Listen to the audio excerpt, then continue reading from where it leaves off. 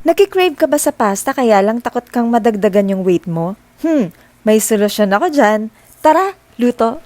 Ito yung mga ingredients na kailangan mo. Half ng lemon, bawang, sibuyas, broccoli, kamatis, bell pepper, baguio beans, and carrots. Tapos idagdag mo tong butter. Tig 2 cans ng San Marino and Century tuna. Depende sa'yo kung ilang spices ang gusto mong ilagay. Since I'm a fan of herbs and spices, ilalagay ko yung 4 na yan. Parang ako lang na favorite niya.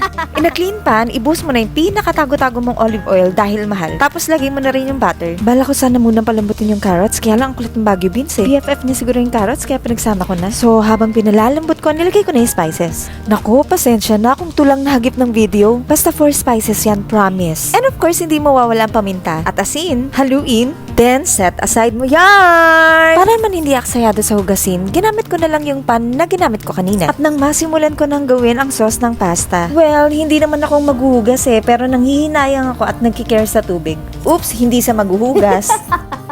Uy, joke lang. Anyway, ilagay na nga lang natin tong kamates bago ka pa magmarites. Tapos durugin mong maigi, mas masarap yan, besh. Tapos sunod na natin agad yung 4 cans of tuna. Tapos isama na natin yung iba pang natitirang ingredients tulad ni Maring Bell, ni Paring Lemon, paminta, konting asukal at asin. At ihalo na rin ang pasta. Nako, besh!